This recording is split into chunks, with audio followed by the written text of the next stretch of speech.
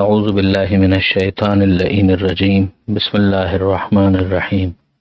الحمد للہ رب العالمین والصلاة والسلام علی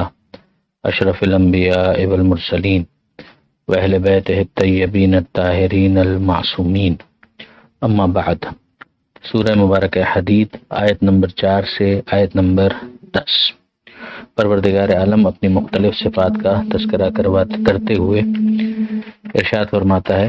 هو الذی خلق السماوات والارض فی 6 ایام۔ خدا وہی ہے کہ جس نے آسمانوں اور زمین کو پیدا کیا 6 دنوں میں۔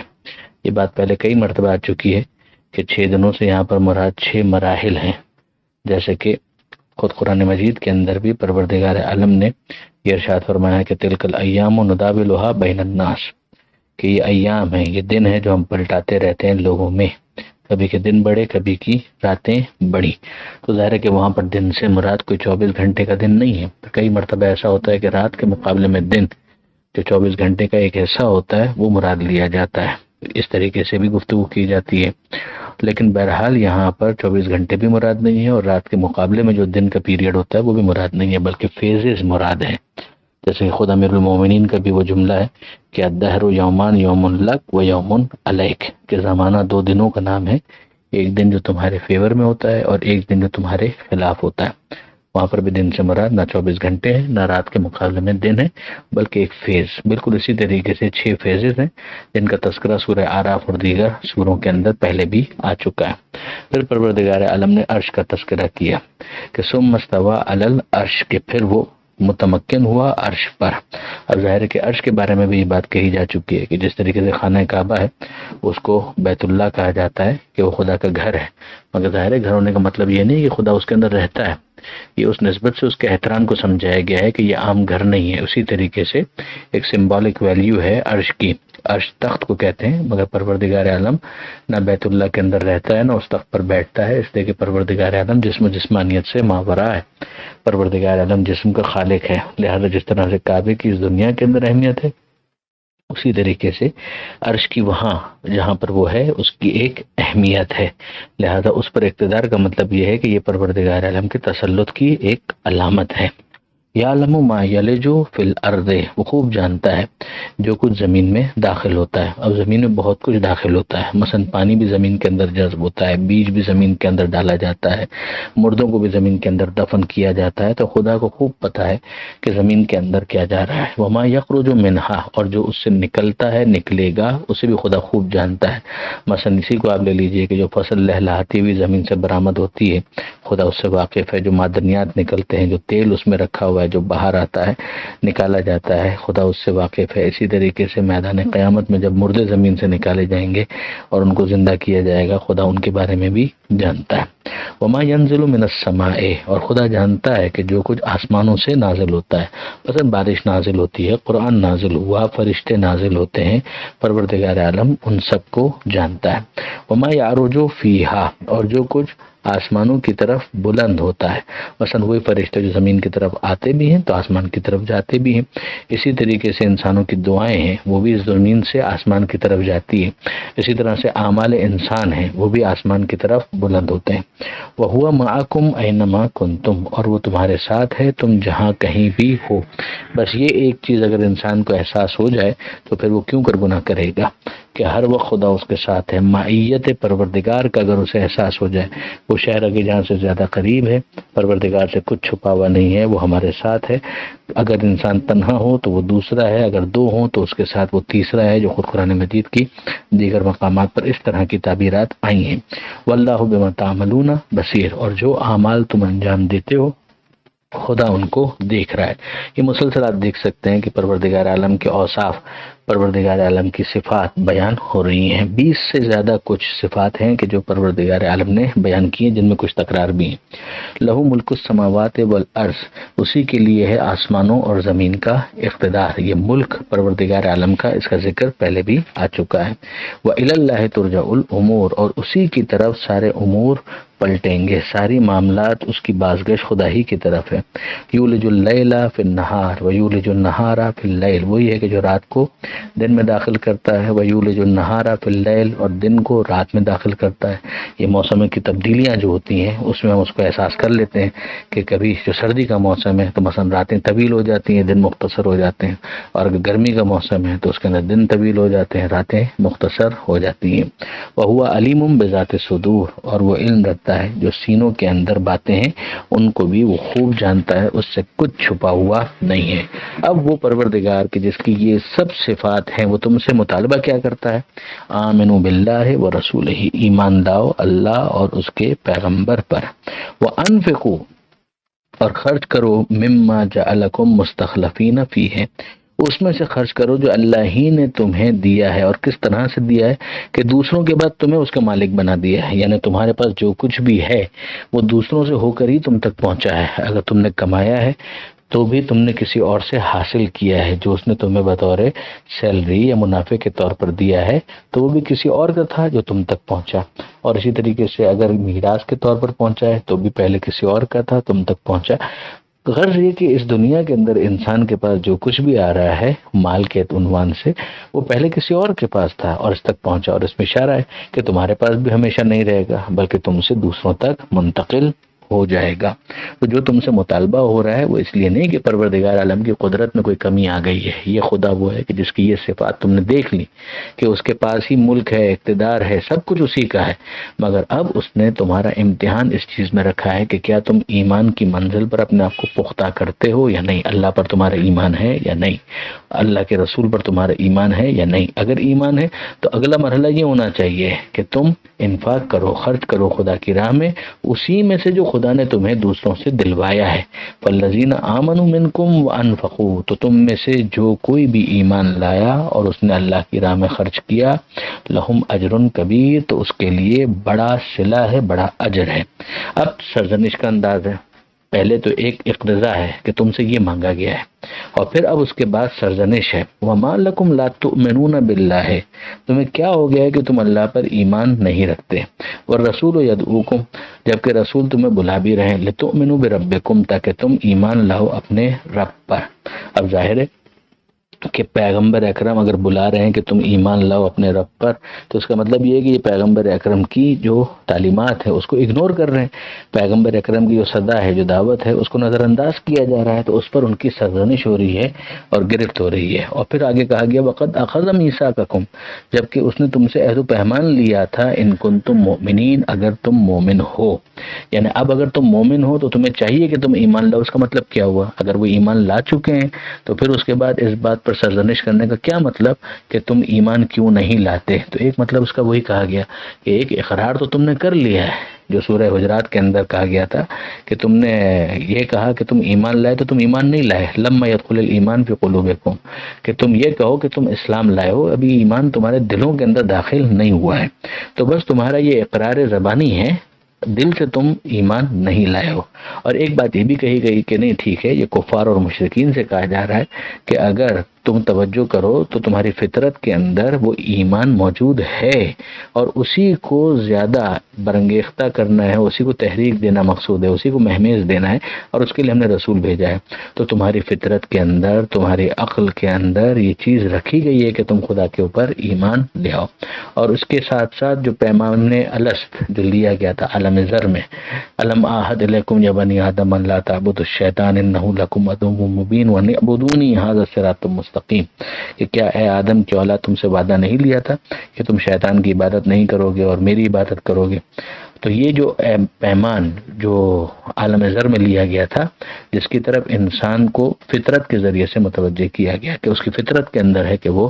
خدا کی طرف متوجہ ہوتا ہے، تو اسی کے لیے گویا پروردگار عالم نے اپنے رسول کو بھیج دیا تاکہ اس کو مزید تحریک ملے اور انسان کے لیے وہ ایمان لانا آسان ہو جائے۔ تو اگر تم ایمان لانے والے ہو اور اس میثاق کی طرف، اس وعدے کی طرف تم متوجہ ہونے والے ہو، تو اس کا موقع یہ ہے کہ رسول تمہیں بلا رہا ہے اور تم ایمان نہیں لاتے، تو کیوں نہیں لاتے؟ هو الذی، خدا ہی وہ ہے کہ ينزل علی عبدہ آیات بینات، کہ جس نے اپنے بندے کے اوپر نازل کی ہیں آیات بینات، یعنی روشن آیتیں، کھلی ہوئی آیتیں، واضح آیتیں، لیخرجکم من الظلمات الی النور، تاکہ وہ تمہیں نکالے اندھیروں سے روشنی کی طرف، یعنی یہ جو تم گمراہی کے اندھیرے میں ٹامک ٹوئیاں مار رہے ہو اسے ایمان کے اجالے میں آؤ۔ وَإِنَّ اللَّهَ بِكُمْ لَرَؤُوفٌ الرحیم، اور یقیناً اللہ تم پر رؤوف ہے، رحیم ہے، شفیق ہے، مہربان ہے۔ یعنی ورنہ خدا کا کیا جاتا ہے اگر تم اسی طریقے سے جانوروں کی طرح زندگیاں گزار دو، مگر یہ تمہارے انسان ہونے کے خلاف ہے، جو تمہارا مقصد تھا اس کے خلاف ہے۔ خدا تم پر شفیق ہے، مہربان ہے، اس لیے وہ چاہتا ہے کہ تم اندھیروں میں نہ رہو، روشنی کی طرف آؤ۔ وَمَا لَكُمْ أَلَّا تُنْفِقُوا فِي سَبِيلِ اللَّهِ، اور تمہیں کیا ہو گیا ہے کہ تم خدا کی راہ میں خرچ نہیں کرتے ہو۔ وَلِلَّهِ مِيرَاثُ السَّمَاوَاتِ وَالْأَرْضِ، جبکہ اللہ ہی کے لیے آسمانوں اور زمین کی میراث ہے، ترکہ، یعنی بالآخر تم نے بھی چلے جانا ہے، تم سے جس تک پہنچے گا اس نے بھی چلے جانا ہے، تو آخر میں تو سب کا سب خدا ہی کی طرف پلٹنا ہے۔ تو مال بھی خدا ہی کا دیا ہوا تھا، پلٹنا بھی اسی کی طرف ہے۔ یہی تو تمہارا امتحان ہے کہ تم اس موقع پر کیا کرتے ہو۔ لا يستوی منکم من انفق من قبل الفتح وقاتل، ہاں یہ بھی یاد رکھنا۔ اب اگر فرض کیجئے کہ ہم یوں سمجھیں کہ اس پوری تبلیغ کے نتیجے میں کہ لوگ خرچ کرنے کے لیے تیار ہو گئے خدا کی راہ میں،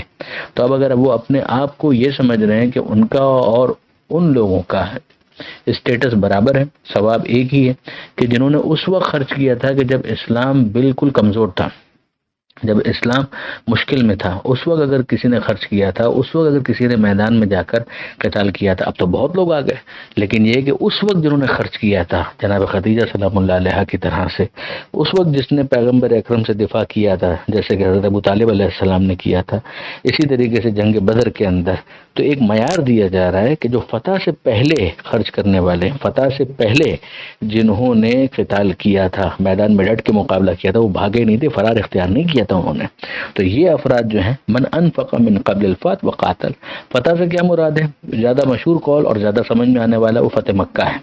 اور دوسرا قول یہ ہے کہ یہ صلح حدیبیہ ہے کہ جس کو فتح مبین سے قرآن نے تعبیر کیا تھا۔ اولئک اعظم درجۃ من الذین انفقوا من بعد وقاتلوا، تو ان کا درجہ زیادہ بلند ہے، عظیم درجہ ہے ان لوگوں کا،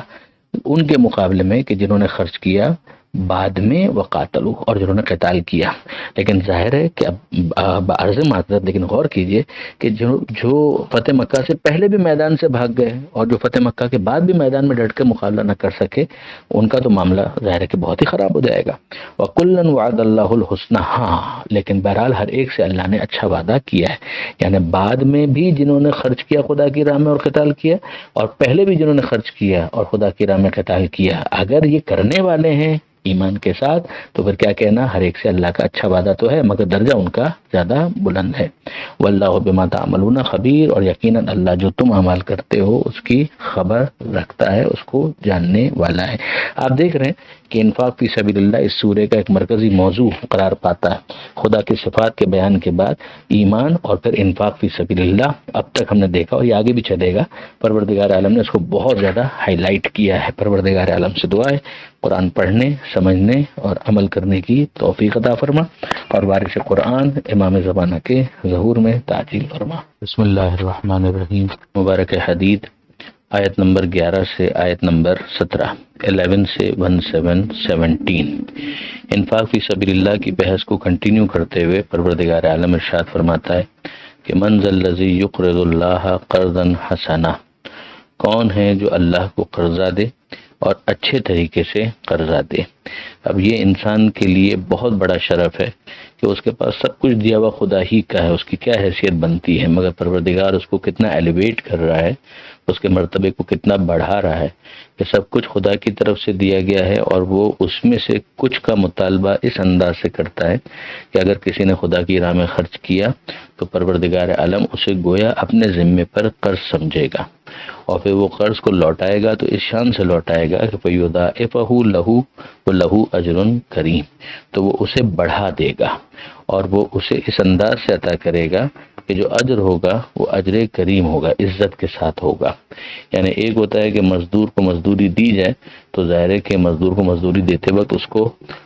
بس پیسے دے دیے جاتے ہیں، لیکن یہ ہے کہ باقاعدہ اس کو آنر کیا جائے، باقاعدہ اس کی تکریم کی جائے۔ پروردگار عالم فرماتا ہے کہ نمبر 1، اگر تم نے خدا کی راہ میں کچھ خرچ کیا تو خدا اسے اپنے لیے قرض سمجھے گا کہ گویا تم نے خدا کو ادھار دیا ہے۔ نمبر 2، خدا جب تمہیں لوٹائے گا تو وہ اسے بڑھا چڑھا کر لوٹائے گا۔ اور نمبر 3، کہ جب وہ تمہیں عطا کرے گا تو تمہاری ساتھ میں تکریم بھی کرے گا، تمہیں آنر بھی کرے گا، تمہیں عزت بھی عطا کرے گا۔ یہ جو استعارہ قرض کا یہاں پر استعمال کیا گیا ہے وہ انسان کے شرف کو پروردگار عالم نے بہت زیادہ ایلیویٹ کیا ہے۔ اب اس کے اندر ایک وضاحت کی ضرورت ہے، اور وہ یہ کہ بعض افراد نے قرض حسنہ سے یہ سمجھ لیا کہ کسی اگر مومن کو یا کسی دوسرے انسان کو یا کسی مسلمان کو اگر قرضہ دیا جائے تو پروردگار عالم اسے اپنے لیے قرض سمجھے گا۔ ایسا نہیں ہے۔ خدا کی راہ میں کسی طریقے سے بھی خرچ کیا جائے، اب وہ چاہے ہسپتال میں ڈونیشن دے کر کیا جائے، کسی بچے کی فیس دے کر کیا جائے، کسی غریب کو کھانا کھلا کر دیا جائے، یا فرض کیجئے کسی کو واقعی ادھار دیا جائے، یہ سارے کام اور اس کے علاوہ بھی اور بہت سارے کام وہ سارے کے سارے فی سبیل اللہ انفاق میں شامل ہیں، اور ان سب کو پروردگار عالم اپنے اوپر قرض کے طور پر سمجھتا ہے۔ آگے پروردگار عالم نے میدان قیامت کی منظر کشی کی ہے، اور بہت حسین منظر کشی کی ہے۔ ارشاد ہوتا ہے کہ یوم تری المؤمنین والمؤمنات، جس دن تم دیکھو گے مومنین کو اور مومنات کو، یسعی نورہم بین ایدیہم وبایمانہم، کہ ان کا نور گردش کر رہا ہوگا ان کے آگے اور ان کے دائیں طرف، اور ان کو خوشخبری یوں دی جا رہی ہوگی، بشراکم الیوم، کہ تمہارے لیے مبارکباد ہے، تمہارے لیے خوشخبری ہے آج کے دن، جنات تجری من تحتها الانہار خالدین فیہا، ان جنتوں کی تمہارے لیے خوشخبری ہے کہ جس کے نیچے نہریں بہہ رہی ہیں، جس میں ہمیشہ ہمیشہ تم نے رہنا ہے۔ ذالک هو الفوز العظیم، یہ ہے تمہاری عظیم کامیابی، یہ ہے وہ عظیم کامیابی۔ اب یہاں پر پروردگار عالم نے جنت کی بشارت کے ساتھ ساتھ نور کا بھی تذکرہ کیا ہے، اور آگے اور دائیں طرف وہ نور گردش کر رہا ہوگا، تو ظاہر ہے کہ وہ بائیں طرف بھی اس کا نور پہنچ تو رہا ہوگا، مگر بعض علماء کرام نے اس سے اصحاب الیمین کے لیے ایک کنایہ سمجھا ہے کہ یہ چونکہ ایک طرح سے دائیں ہاتھ میں ان کے نامہ اعمال ہوگا اور ان کی موومنٹ اس ڈائریکشن میں زیادہ ہوگی، تو پھر وہ آگے اور دائیں طرف، یعنی آگے بھی ان کے لیے روشنی ہوگی کہ وہ کہیں راستہ بھٹک نہ جائیں، اور دائیں طرف بھی ان کو، یعنی ایک اسکاٹ کرنے کا انداز ہے، یہ بھی ان کا ایک آنر ہے جو پروردگار عالم نے پیچھے گویا کہا تھا کہ انہیں عزت دی جائے گی، تو وہ عزت اس انداز سے بھی پروردگار عالم کی طرف سے ان کے لیے فراہم کی جائے گی۔ آگے پروردگار عالم نے منافقین کا تذکرہ کیا۔ ظاہر ہے منافق مرد ہوں یا منافق عورتیں ہوں، یہ بھی مسلمانوں کے معاشرے ہی میں رہ رہے تھے اور بظاہر مسلمان بن کر ہی زندگی گزار رہے تھے، اور پہلو بہ پہلو رہتے تھے، ان کے مکانات بھی ہو سکتا ہے ملے ہوئے ہوں، یہ ہو سکتا ہے کہ معاشرے کے اندر ایک دوسرے سے میل ملاپ بھی رکھتے ہوں، مگر ان منافقین کا تو مسئلہ یہ تھا کہ ان کے دلوں کے اندر کفر تھا، ان کی زبان پر فقط اظہار اسلام تھا، جس کی وجہ سے ان کو مسلمان تو کنسیڈر کیا جاتا تھا، لیکن یہ کہ ان کا حقیقی اسلام سے یا ایمان سے کیا تعلق ہو سکتا ہے۔ تو جہاں پروردگار عالم نے مومنین اور مومنات کا تذکرہ کیا کہ وہ میدان قیامت میں اس طرح سے آنر کیے جائیں گے اور اس طرح سے ان کو ریوارڈ دیا جائے گا، تو اب بالکل سائملٹینیس کانٹراسٹ ہے، اور منافقین اور منافقات کا تذکرہ ہو رہا ہے، اور پھر اس کے اختتام پر کفار کا بھی ذکر ہو جائے گا کہ یوم یقول المنافقون والمنافقات، وہ دن کہ جب منافق مرد اور منافق عورتیں کہیں گی، للذین آمنوا، صاحبان ایمان سے کہیں گے یہ لوگ، انظرونا، کہ ذرا ہماری طرف بھی توجہ کرو، نقتبس من نورکم، تاکہ تمہارے نور سے ہم بھی کچھ استفادہ کریں، کچھ نور ہم بھی لے لیں، کچھ روشنی ہم بھی حاصل کر لیں، ورنہ ہم تو ٹامک ٹوئیاں اندھیرے میں مارتے چلے جا رہے ہیں، تمہارے پاس نور ہے تو تم ہمیں شیئر کراؤ۔ قیلا، تو ان سے کہا جائے گا ارجعوا، کہ پیچھے پلٹ جاؤ، وراءکم، اپنے پیچھے جاؤ، یعنی وہی دنیا کے اندر جاؤ، فالتمسوا نورا، اور یہ نور حاصل کرو، یعنی یہ نور یہاں قیامت میں حاصل نہیں کیا جاتا، نور دنیا میں کمایا جاتا ہے اور قیامت میں ظاہر ہوتا ہے۔ دنیا کے اندر ہم جانتے ہیں کہ نتائج فوراً ظاہر اگر ہو جاتے تو پھر تو امتحان ہی ختم ہو جاتا، لہٰذا اس کے کچھ نتائج دنیا میں ظاہر ہوتے ہیں، سارے نہیں، باقی نتائج جو ہیں وہ قیامت میں ظاہر ہوتے ہیں، ان میں سے ایک یہ نور بھی ہے۔ تو اس نور کو اگر تم نے حاصل کرنا تھا تو تمہیں دنیا کے اندر نفاق کا مظاہرہ نہیں کرنا چاہیے تھا۔ یہاں پر ہمیں ایک بات سمجھ میں آتی ہے کہ منافقین کا جو ذکر یہاں پر آیا ہے تو وہ پہلو بہ پہلو دنیا کے اندر ہوا کرتے تھے، ابھی آپ دیکھیں گے آگے کہ وہ انہی چیزوں کا واسطہ بھی دیں گے مگر اس کا کوئی فائدہ نہیں ہوتا، یعنی اس کی بنا پر میدان قیامت میں وہ کسی چیز کو کیش نہیں کرا سکتے، اس کو کیپٹلائز نہیں کرا سکتے، اس لیے کہ ان کے دل کا نفاق اس بات کی دلیل ہے کہ ان کا حقیقی ایمان سے کوئی تعلق نہیں ہے۔ تو پروردگار کی طرف سے ان کو کہہ دیا جائے گا، یا ممکن ہے کہ وہ مومنین ہی یہ کہہ رہے ہوں کہ پلٹ جاؤ پیچھے کی طرف اور نور حاصل کرو۔ فَضُرِبَ بَيْنَهُمْ بِسُورٍ لَهُ بَابٌ، اور ان کے درمیان ایک دیوار حائل کر دی جائے گی جس کے اندر ایک دروازہ ہوگا، یعنی اب ایک طرف دروازے کے اس طرف اور دروازے کے اس طرف، ایک طرف جو صاحبان ایمان ہے، مومن مرد اور مومن عورتیں، وہ چلے گئے اندر کی طرف، اور دوسری طرف جو باہر کی طرف ہے یہ لوگ رہ گئے۔ تو پروردگار فرماتا ہے باطنہ فیہ رحمہ، اس کے اندر رحمت ہی رحمت ہے، وظاہرہ من قبلہ العذاب، اور اس کے ظاہر میں جو اس کی طرف سے عذاب ہی عذاب ہے۔ ینادونہم، اور ان کو ندا دی جائے گی، یعنی یہ لوگ ندا دینا شروع کر دیں گے۔ کن کو؟ وہی جو مومنین مرد اور مومن عورتیں ہیں ان کو۔ الم نکم معکم، کہ کیا ہم تمہارے ساتھ نہیں ہوا کرتے تھے؟ قالوا بلا، وہ کہیں گے کیوں نہیں، یعنی اب یہ دروازے پر کھڑے ہو کر فریاد کر رہے ہیں، اور مومنین مرد اور مومنین عورتیں جو ہیں وہ تو اندر جا چکی ہیں، تو دروازے پر کھڑے ہو کر ان کی فریاد ہے، اور ان کا اندر سے جواب ہے، یہ ان کے لیے دروازہ بھی نہیں کھولیں گے۔ تو وہ یہ کہیں گے کہ یہ منافق مرد اور عورتیں کہ کیا ہم تمہارے ساتھ نہیں تھے؟ قالوا بلا، تو یہ لوگ کہیں گے کیوں نہیں، ولکنکم فتنتم انفسکم، مگر تم نے اپنے آپ کو گمراہی میں ڈالا۔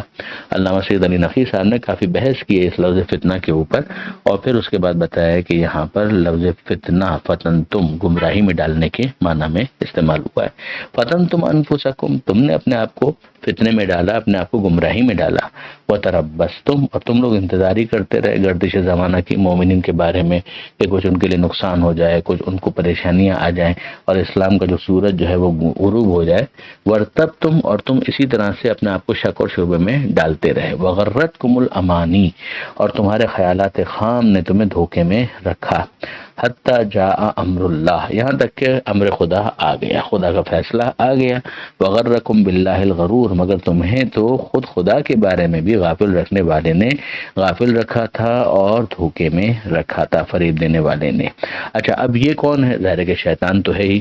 شیطان کی طرف سے بھی ہے، اور اس کے علاوہ بہت سارے ان کے سردار بھی ہو سکتے ہیں خود منافقوں کے، جو اپنی سیکریٹ میٹنگز کے اندر اسی طرح کی باتیں کیا کرتے ہوں۔ مگر اتنا ہمیں سمجھ میں آتا ہے، انصاف کی بات یہ ہے کہ اس زمانے کے اندر، اس معاشرے کے اندر بھی جب کہ آیتیں نازل ہو رہی تھیں، منافق موجود تھے، اور منافق مرد بھی تھے، منافق عورتیں بھی تھیں، اور وہ اپنے آپ کو مسلمان ہی پورٹری کرتے تھے۔ اب انصاف کے ساتھ آپ خود دیکھ لیجئے، کیا اس کے بعد وہ تمام کے تمام افراد جو اپنے آپ کو وہاں پر مسلمان بنا کر پیش کر رہے تھے، ان سب کو کلہم عدول کی سند دی جا سکتی ہے کہ سب کے سب عادل تھے؟ جبکہ انہی کے اندر منافقین کا تذکرہ قرآن مجید صراحت کے ساتھ کر رہا ہے، اور میدان قیامت میں ان کا یہ حشر بتا بھی رہا ہے۔ بے شک جو مخلص صحابہ کرام ہوں سر آنکھوں پر،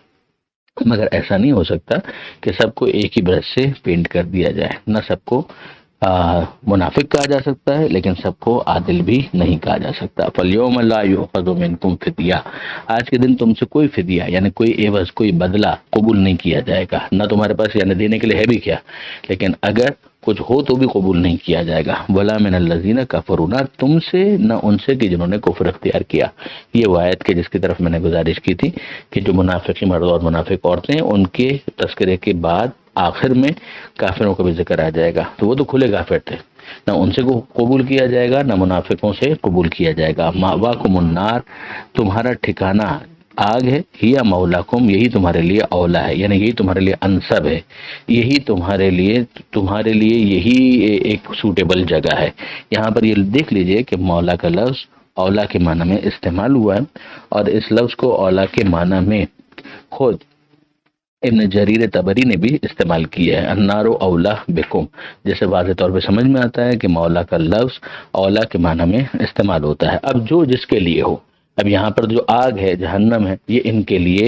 مولا ہے، یعنی ان کے لیے اولا ہے۔ اور اب اگر آپ دوسری طرف آ جائیں تو ظاہر ہے کہ جو جنت ہے وہ صاحبان ایمان کے لیے اولا ہے۔ اور اسی طریقے سے اگر پیغمبر اکرم صلی اللہ علیہ وآلہ وسلم یہ کہیں کہ من کنت مولا ہو فہذا علی مولا،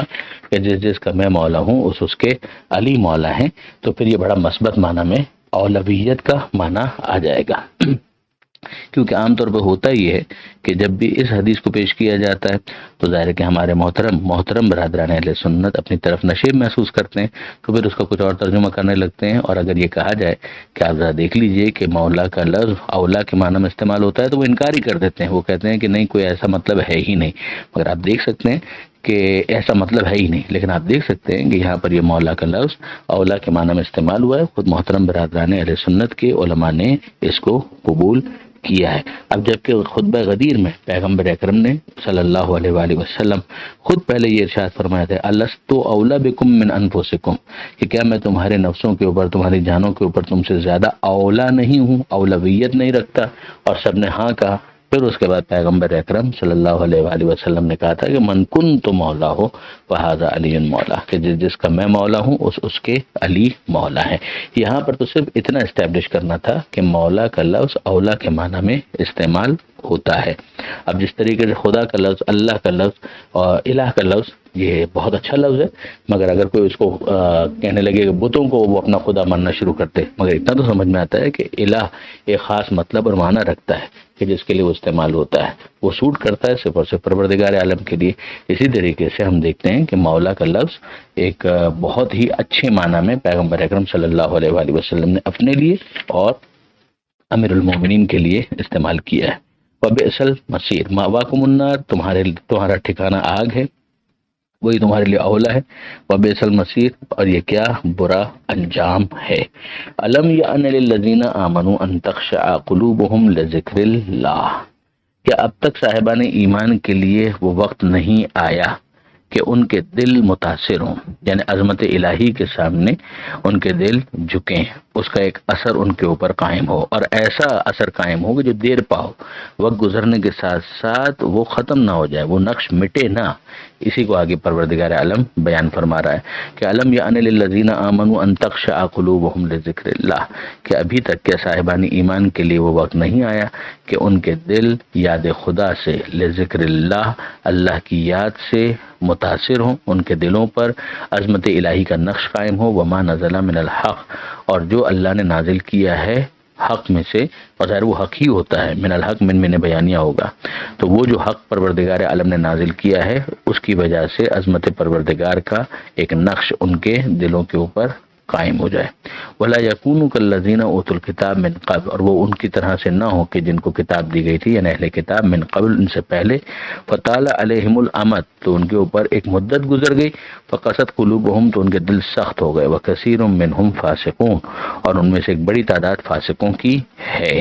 اب یہ جو بہت بڑا مسئلہ ہے کہ وقت کے گزرنے کی وجہ سے دلوں کی نرمی کا ختم ہو جانا اور دلوں کا سخت ہو جانا، یعنی وہ حساسیت، وہ سینسیٹیوٹی ختم ہو جانا۔ اب آپ دیکھیے کہ خود اہل کتاب کا ایشو کیا تھا، ان کی کتابوں کے اندر آخری نبی کے آنے کا تذکرہ موجود تھا صلی اللہ علیہ وآلہ وسلم۔ وقت گزرنے کے ساتھ ساتھ ان میں سے بہت سارے افراد اپنے دلوں کو سخت بناتے چلے گئے۔ ان میں سے ممکن ہے کہ بہت سارے صرف پیپر کے اوپر کہتے ہوں کہ ہمیں آخری رسول کا انتظار ہے، جیسے خیبر کے یہود کا معاملہ تھا، مدینہ منورہ میں یہود کا معاملہ تھا، مگر ان کے دل سخت ہو چکے تھے۔ ہو سکتا ہے کہ انہوں نے اس کو بھی اپنے لیے ایک روٹی روزی کا ذریعہ بنا لیا ہو کہ لوگوں کو کہنا ہے کہ آخری رسول نے آنا ہے، آخری رسول نے آنا ہے، تو اس کے لیے مال اور دولت بھی جمع کی جا رہی ہے، مگر جب وہ آخری رسول آئے تو پتہ چل گیا کہ ان کے دل کتنے سخت ہو چکے ہیں، اور انہوں نے تو بس اپنی ایک روٹین کی ایکٹیویٹی بنا لی تھی، ایک سیریس ان کے اندر انتظار نہیں تھا۔ تو خدا نہ کرے کہ حضرت امام زمانہ اجل اللہ تعالی فرجہ شریف کے حوالے سے بھی ایسا ہو۔ اب نبی تو کسی نے نہیں آنا، مگر امام آخر نے تو آنا ہے، تو امام زمانہ اجل اللہ تعالی فرجہ شریف کے ظہور میں جتنا بھی وقت لگ جائے، جو ایک عقیدہ پروردگار عالم کی طرف سے ہے، پیغمبر اکرم صلی اللہ علیہ وآلہ وسلم کی طرف سے ہے، جو واضح احادیث کے اندر بات بیان کی گئی ہے، ایسا نہ ہو کہ وہ گزرنے کی وجہ سے دل سخت ہو جائے اور وہ سینسیٹیوٹی، وہ حساسیت، وہ دل میں جو نرمی ہے وہ ختم ہو جائے۔ تو وقت چاہے کتنا ہی طولانی ہو جائے، انسان کو اپنے دل کو سخت نہیں ہونے دینا ہے۔ گر ہو میری حیات میرے اختیار میں، صدیاں گزار دوں گا تیرے انتظار میں، شاعر نے بہت خوب کہا ہے۔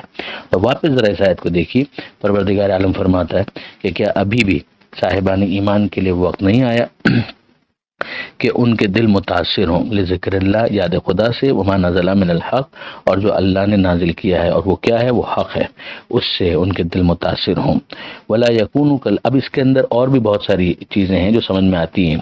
مثلا یہ جو ہم دعائے کمیل پڑھتے ہیں، یا اسی طریقے سے دعائے یستشیر پڑھتے ہیں، یا اسی طریقے سے دعائے مشلول پڑھتے ہیں، یہ جو معصومین کی طرف سے سلام اللہ علیہم اجمعین، یہ جو ہمارے پاس دعائیہ لٹریچر آیا ہے، اس کی اہمیت سمجھ میں آتی ہے کہ انسان اس ذکر خدا کو اپنی زبان پر جاری کرے اور کوشش کرے کہ وہ اس کے دل میں اتر جائے، قرآن مجید کو پڑھے اور اس کے دل میں وہ چیز گھر کر جائے، اس کی آنکھوں سے آنسو بہنے لگیں، تو اس کا نتیجہ یہ نکلے گا کہ دل پر وہ نقش قائم ہوگا کہ جو انشاءاللہ پھر دیر پا ہوگا، پھر اس کو ظاہر ہے کہ hard to gain harder to maintain, کہ حاصل کرنا جتنا مشکل ہے اس کو بچانا اس سے زیادہ امپورٹنس رکھتا ہے۔ اب پروردگار عالم فرماتا ہے اعلموا، جان لو، ان اللہ یحیی الارض بعد موتہا، کہ اللہ ہی ہے جو زمین کو زندگی دیتا ہے مرنے کے بعد، یعنی بظاہر زمین مردہ ہوتی ہے مگر مردہ زمین کو پروردگار عالم بارش برساتا ہے، اور بارش کے برسانے کے بعد جو زمین کے اندر صلاحیت ہوتی ہے وہ زمین رویدہ ہو جاتی ہے، وہاں سے سبزہ اگنا شروع ہو جاتا ہے، تو یہ زمین کی زندگی ہے۔ قد بینا لکم الآیات، ہم نے تمہارے لیے واضح طور پر اپنی آیتوں کو، اپنی نشانیوں کو بیان کر دیا ہے، لعلکم تعقلون، شاید کہ تم عقل استعمال کرو۔ ایک تو تعقل کا مرحلہ یہی ہے کہ جس طرح سے مردہ زمین زندہ ہوتی ہے تو دلوں کی جو مردہ زمین ہے وہ بھی زندہ ہو سکتی ہے اگر اس کے اندر پوٹینشل موجود ہو،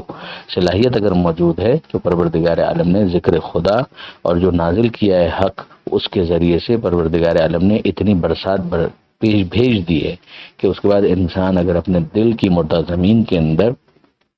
خشیت پروردگار کی فصل کو اگانا چاہے تو بالکل گنجائش ہے، اور پروردگار عالم کی طرف سے انتظام ہے۔ وہ خدا جو مردہ زمین کو زندہ کر سکتا ہے وہ دلوں کو بھی زندگی دے سکتا ہے۔ آیت نمبر 17 پر یہ صفحہ مکمل ہوا۔ پروردگار عالم سے دعا ہے قرآن پڑھنے، سمجھنے اور عمل کرنے کی توفیق عطا فرما، اور وارث قرآن امام زمانہ کے ظہور میں تعجیل فرما۔ بسم اللہ الرحمن الرحیم۔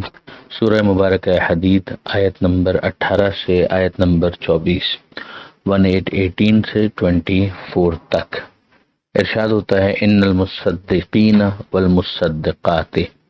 واقرضوا اللہ قرضا حسنا یضاعف لهم ولهم اجر کریم، یعنی یقیناً مصدقین یعنی صدقہ دینے والے مرد، والمصدقات صدقہ دینے والی عورتیں، وَأَقْرَضُوا اللَّهَ قَرْضًا حَسَنًا در این حال کہ وہ اللہ کو قرض دیں اور اچھے طریقے سے قرض دیں، یعنی یہ جو خدا کی راہ میں وہ خرچ کر رہے ہیں اس کے اندر شرائط اور قیود کا خیال رکھیں۔ مثلا اس کے اندر پہلی شرط یہ کہ خلوص، کہ انسان صرف اور صرف اللہ کے لیے قربتاً اللہ اس عبادت کو انجام دے، تو صدقہ دینا بھی ایک عبادت ہے، تو یہ بھی قربتاً اللہ ہونا چاہیے، نہ اس میں ریاکاری مقصود ہو، نہ اس میں یہ مقصود ہو کہ لوگوں کے درمیان اس کا چرچا ہوگا۔ اسی طریقے سے جس کو یہ صدقہ دیا جا رہا ہے اس کے اوپر نہ احسان جتایا جائے نہ ہی اس کو اذیت پہنچائی جائے، جیسے کہ سورہ بقرہ کے اندر آیا ہے کہ لا تبطلوا صدقاتکم بالمن والاذی، کہ اپنے صدقوں کو احسان جتا کر اور اذیت پہنچا کر انویلڈ مت کرو، باطل مت کرو۔ یہ حسنہ کی لفظ پہلے بھی آئی تھی اور یہاں پر بھی یہ لفظ استعمال ہوئی ہے، اس سے ان قیود کی طرف متوجہ کیا گیا ہے کہ تمہاری طرف سے جو دیا جائے گا خدا بے شک اسے اپنے اوپر قرض سمجھے گا، یہ ایلیویشن تمہیں دیا جائے گا، مگر شرط یہ ہے کہ وہ حسنہ اچھے انداز سے دیا جائے۔ اور پھر اس کے بعد پروردگار عالم کی طرف سے جب جزا کی بات آئی تو پھر ارشاد ہوا کہ یضاعف لہم، تو ان میں اضافہ کر دیا جائے گا، یعنی جو تم نے دیا ہوگا وہ جتنا بھی ہو وہ تھوڑا ہوگا، خدا کی طرف سے جو دیا جائے گا اس میں کئی گنا اضافہ کر دیا جائے گا۔ وَلَهُمْ أَجْرٌ کریم، اور ان کے لیے اجر کریم ہوگا، معزز معاوضہ ہوگا، عزت کے ساتھ ہوگا۔ یہ بات پہلے بھی گزارش کی جا چکی ہے کہ تکریم کے ساتھ دینا اس اجر کی شیرینی کو اور زیادہ بڑھا دیتا ہے۔ وَالَّذِينَ آمَنُوا بِاللَّهِ وَرُسُلِهِ، اگلی آیت میں ارشاد ہوتا ہے کہ وہ جو ایمان لائے اللہ پر اور اللہ کے رسولوں پر، اولئک هم الصدیقون، یہی لوگ صدیق ہیں، یعنی سر تپا سچ ہیں، سچ ہی سچ ہیں، یعنی ان کی رفتار، ان کی گفتار، ان کے اعمال، ان کے قول کی تصدیق کرنے والے ہیں، اور یہ صدیقین کا مصداق ہے۔ وہ شہداء عند ربہم، اور یہ شہداء ہیں ان کے رب کے نزدیک۔ تو جو واقعی ایمان لے آئے اللہ اور اللہ کے رسولوں پر، تو انہیں یہاں پر دو اور ٹائٹلز دیے جا رہے ہیں کہ وہ صدیقین بھی ہیں اور وہ گواہ بھی ہیں عند ربہم۔ اور پھر اس کے بعد یہ بھی کہا گیا کہ یہاں پر شہداء سے مراد یعنی وہ شہداء جو میدان جنگ میں جا کر اپنی جان قربان کرتے ہیں اور پروردگار عالم کی طرف سے انہیں حیات جاوید ملتی ہے، تو ویسی ہی جزا اور اجر ان کو بھی حاصل ہوگی۔ یعنی ہم اس بات کو جانتے ہیں کہ میدان میں جا کر اپنی جان قربان کرنے کا موقع یہ تو حالات سے وابستہ ہے۔ ممکن ہے کہ کوئی ایسی حالت ہی پیدا نہ ہو، اگر واقعاً کوئی ایسا موقع نہیں ہو، پھر انسان اس میں عجلت میں اپنی جان اگر گنوا دے تو یہ شہادت تو نہ ہوگی، یہ تو پھر ہلاکت ہو جائے گی۔ لہٰذا عین ممکن ہے کہ ایک شخص جو ہے وہ انٹائٹلڈ ہو، وہ شجاع بھی ہے، بہادر بھی ہے، صاحب ایمان بھی ہے، عمل میں بھی آگے ہے، مگر کوئی ایسا موقع ہی نہیں آیا، تو کیا وہ شہادت کے ثواب سے محروم رہے گا؟ مولا علی علیہ السلام فرماتے ہیں نہج البلاغہ کے اندر کہ لا تستعجلوا بما لم يعجلہ اللہ لکم، کہ اس چیز کی جلدی مت کرو کہ جسے اللہ نے تمہارے لیے جلد نہیں چاہا، یعنی جس میں اللہ تمہارے لیے عجلت نہیں چاہتا تم بھی جلدی مت مچاؤ۔ یعنی بعض افراد جو جہاد کے معاملے کے اندر میدان کے حوالے سے اصرار کر رہے تو ان کو مولا یہ فرماتے ہیں، اور پھر آگے کہا فَإِنَّهُ مَن مَاتَ مِنكُمْ عَلَى فِرَاشِهِ، کہ تم میں سے کوئی اگر اپنے بستر پر بھی مر گیا وَهُوَ عَلَى مَعرِفَةِ حَقِّ رَبِّهِ، جبکہ اسے اپنے رب کے حق کی معرفت ہو، وحق رسولہ، اور رسول کے حق کی معرفت ہو، واہل بیتہ، اور اپنے اہل بیت کی یا رسول کے اہل بیت کی حق کی معرفت ہو، ماتا شہیدہ، تو اس کی موت بھی شہادت کی موت ہے۔ اسی طرح سے ایک سوال کرنے والے نے چھٹے امام جعفر صادق علیہ السلام سے سوال کیا کہ ادعو اللہ ان یرزقنی الشہادہ، کہ اللہ سے آپ دعا کیجئے کہ وہ مجھے شہادت نصیب کرے۔ تو امام صادق علیہ السلام نے جواب میں ارشاد فرمایا ان المؤمن شہید، کہ مومن جو ہے وہ شہید ہی ہوتا ہے۔ وقرأ هذه الآیہ، اور پھر اس کے بعد امام نے اسی آیت کی تلاوت کی۔ اب آپ دیکھ لیجئے کہ ایمان کا تذکرہ اس میں ہے، اور پھر کہا گیا ہے کہ وہ صدیق بھی ہیں اور شہداء بھی ہیں عند ربہم، ان کے رب کے نزدیک، لہم اجرہم و نورہم، تو ان کے لیے اجر بھی ہے اور ان کا نور بھی ہے۔ یعنی اب یہ اجر پروردگار عالم کی طرف سے جنت ہے، جیسے کہ ہم سورہ براءت کے اندر پڑھ چکے کہ پروردگار عالم نے فرمایا کہ ان اللہ اشتری من المؤمنین انفسهم واموالهم بان لهم الجنہ، کہ یقیناً اللہ نے مومنین سے خرید لیا ان کے جان کو بھی اور ان کے مال کو بھی جنت کے عوض۔ اور نور کا تذکرہ تو ابھی ہم پہلے اسی سورے کے اندر پڑھ چکے ہیں کہ ان کا نور حرکت کر رہا ہوگا، گردش کر رہا ہوگا ان کے آگے اور ان کے دائیں طرف۔ والذین کفروا وکذبوا بآیاتنا، اب ان کے مقابلے میں وہ کہ جنہوں نے کفر اختیار کے انکار کیا اور ہماری آیتوں کو جھٹلایا، اولئک اصحاب الجحیم، یہ ہیں دوزخ والے، یعنی جو جہنم کے اندر جلیں گے۔ اب پروردگار عالم نے دنیا کے بارے میں سمجھایا ہے کہ دیکھو دنیا ہے کیا، اعلموا، جان لو کہ انما الحیات الدنیا لعب و لہو، کہ دنیاوی زندگی بس کھیل ہے، تفریح ہے، وزینتون، اور بناؤ سنگھار ہے، و تفاخر، اور آپس میں ایک دوسرے پر فخر کرنا، و تکاثر فی الاموال والاولاد، اور مال اور اولاد میں مقابلہ کرنا کہ کس کا مال زیادہ ہے، کس کی اولاد زیادہ ہے۔ یہی چیزیں ہیں کہ جو دنیا کے اندر انسان کو اپنی طرف کھینچ لیتی ہیں۔ لیکن اگر یہی دنیا، اس زندگی کو انسان اگر آخرت کا مقدمہ بنا لے تو پھر پیغمبر اکرم صلی اللہ علیہ وآلہ وسلم کا وہ فرمان اس کے ذہن میں رہتا ہے کہ دنیا مزرعۃ الآخرہ، کہ دنیا آخرت کی کھیتی ہے۔ اور یہی چیز امیر المومنین علیہ السلام نے ارشاد فرمائی کہ مت جرو اولیاء اللہ، کہ اللہ کے اولیاء کے لیے تجارت گاہ ہے، یہیں پر وہ اپنے لیے آخرت کے لیے منافع کماتے ہیں، تو یہاں پر وہ کاروبار کرتے ہیں آخرت کے لیے۔ تو اب یہاں پر اصل مسئلہ یہ ہے کہ جو چیزیں فوراً نظروں کے سامنے آتی ہیں وہ تو یہی ہیں، جائز حد تک اگر ہو تو حرج بھی نہیں ہے کہ انسان کھیل کود میں، تفریح میں بھی اپنا وقت لگائے، لیکن اگر اسی کو وہ مقصد بنا لے تو ظاہر ہے کہ یہی چیز ناقابل قبول بن جاتی ہے۔ بعض افراد نے، بعض مفسرین نے اسے زندگی کے مختلف سٹیجز کے اوپر بھی تقسیم کیا ہے کہ جیسے بچپن ہے تو اس میں کھیل اور تفریح ہے، اور پھر انسان تھوڑا بڑا ہو جاتا ہے، شباب کے سن کو پہنچتا ہے تو زینت ہے، تجمل ہے، اور پھر اس کے بعد آگے بڑھتا ہے تو تفاخر ہے، اور پھر اس کے بعد مال کے اندر اور اولاد کے حوالے سے جب اس کی شادی ہو جاتی ہے تو وہی چیزیں اس کا فوکس ہو جاتی ہیں، اور اسی کے حوالے سے پھر فخر کا ایک اور انداز سامنے آ جاتا ہے۔ ہوتا ہے۔ مگر یہی چیزیں اگر فوکس ہیں اور ان کے ذریعے سے انسان تقوی کی طرف متوجہ نہیں ہے، اب پروردگار عالم کی طرف سے مثال دی جاتی ہے کم مثل غیث، یہ بالکل ایسا ہی ہے کہ جیسے بارش برستی ہے، عجب الکفار نباتہ، تو پھر کیا ہوتا ہے کہ جو کسان ہے اس کو جو لہلہاتا ہوا سبزہ ہے، فصل ہے، وہ بہت زیادہ حیرت میں ڈال دیتا ہے، وہ دیکھتا ہے بہت خوش ہوتا ہے، ثم یہی جو فترہ مصفرہ، پھر اس کے بعد وہ خشک ہو جاتا ہے، اور پھر جب وہ اس کو دیکھتا ہے تو نظر آتا ہے کہ یہ تو زرد ہو گیا، ثم یکون حطاما، اور اس کے بعد وہ چورا چورا ہو جاتا ہے۔ سالوں پر مشتمل انسانی زندگی چند مہینوں میں کھیت میں دیکھی جا سکتی ہے، کہ جس طرح سے وہاں پر 4 دن کی چاندنی ہے اور پھر اندھیری رات، اسی طریقے سے انسان کا معاملہ ہے کہ جوانی ہے اور پھر جوانی کے بعد بڑھاپا ہے، پہلے بچپنا، پھر جوانی، بڑھاپا، جہاں پر گویا وہ واپس اپنے بچپن کی طرف لوٹ جاتا ہے۔ تو پروردگار فرماتا ہے کہ یہ اسی کے اندر، یعنی اس آئینے کے اندر تم اپنی پوری زندگی کو دیکھ سکتے ہو۔ اور فی الآخرت عذاب شدید و مغفرت من اللہ و رضوان، اب جس نے جیسا پرفارمنس دیا اس کے مطابق آخرت اس کی ہو جائے گی۔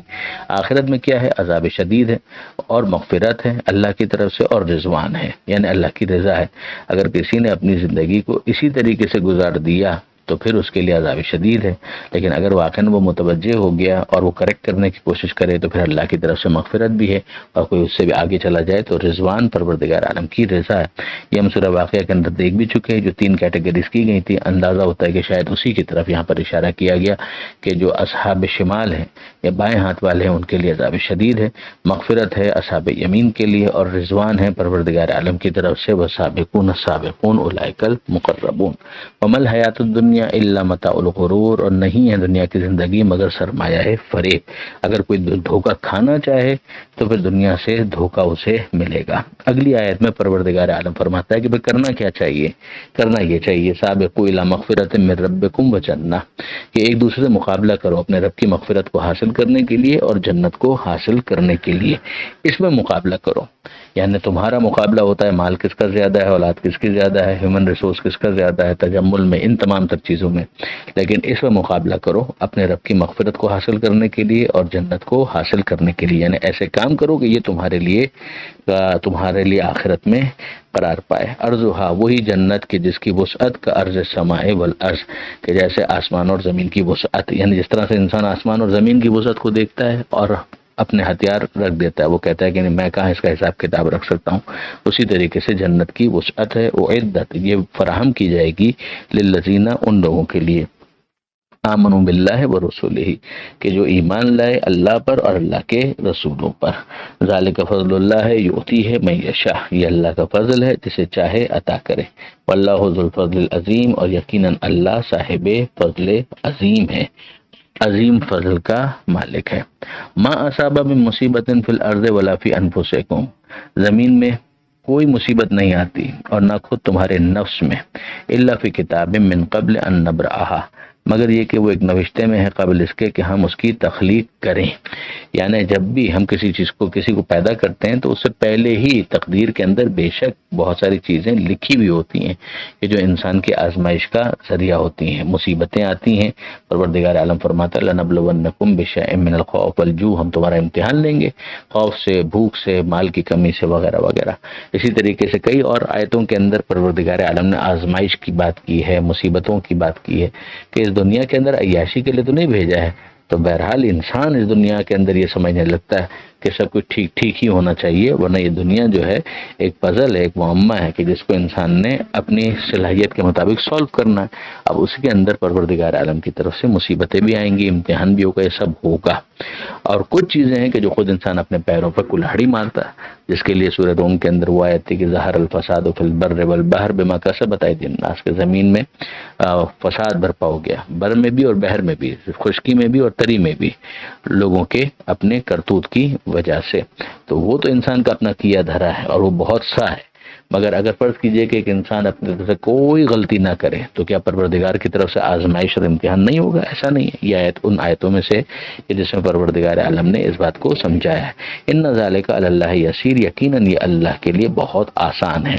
لکہ لا تعصوا علی ما فاتکم ولا تفرحوا بما آتاکم، تاکہ تم افسوس نہ کرو اس پر کہ جو تم سے چھوٹ گیا، یعنی اگر تم کچھ حاصل نہ کر پاؤ تو اس پر افسوس نہ کرو. ولا تفرحوا بما آتاکم، اور اگر اللہ کی طرف سے اور اگر تمہیں کوئی دے دیا جائے تو پھر تم اس کے اوپر اتراؤ نہیں. یعنی اگر مل گیا ہے تو اسے اپنی کلاکاری مت سمجھو، اگر تم سے کچھ نہیں حاصل ہو سکا تو اس کے اوپر اتنا زیادہ جان ہلکان کرنے کی بھی ضرورت نہیں. اب تمہارا کل معاملہ اس کے حوالے سے یہی ہونا چاہیے، جو اس کے لیے امیر المومنین حضرت علی علیہ السلام نے فرمایا کہ زہد پورے کا پورا، ہم کہتے ہیں زاہد، وہ زاہد کون ہوتا ہے؟ جس کے اندر یہ صفت پائی جائے، اگر کچھ مل جائے تو اترائے نہ، اور اگر کچھ نہ ملے تو پھر وہ مایوس نہ ہو جائے. واللہ لا يحب كل مختال فخور، اور اللہ یقیناً اترانے والے اور فخر کرنے والے کو پسند نہیں کرتا. الذین یبخلون، وہی کہ جو بخل کا مظاہرہ کرتے ہیں، یعنی کنجوسی کا مظاہرہ کرتے ہیں. ویأمرون الناس بالبخل، اور لوگوں کو بھی کنجوسی کا حکم دیتے ہیں. یہی مشورہ دیتے ہیں کہ بھئی بس بخل ہی کرتے رہو. ان کے سامنے کوئی تڑپتا ہوا مر بھی جائے تو اس کو کھانا کھلانے کی توفیق اس کو نہیں ہوتی. ومن یتولی فإن اللہ هو الغنی الحمید، اور اگر کوئی منہ پھیرے تو جان لو کہ اللہ غنی بھی ہے اور حمید بھی، یعنی بے نیاز بھی ہے اور قابل تعریف بھی ہے. یعنی اگر خدا کی اتنی باتیں سننے کے بعد بھی اگر کوئی شخص اپنا دل بڑا کر کے خدا کی راہ میں خرچ کرنے کے لیے تیار نہیں ہوتا، جو اس سورے کا مرکزی موضوع ہے، تو پھر وہ یاد رکھے کہ اللہ بے نیاز ہے اور قابل تعریف ہے. پروردگار عالم سے دعا ہے قرآن پڑھنے، سمجھنے اور عمل کرنے کی توفیق عطا فرما، اور وارث قرآن امام زمانہ کے ظہور میں تعجیل فرما. وآخر دعوانا ان الحمد للہ رب العالمین. والسلام علیکم ورحمۃ اللہ وبرکاتہ.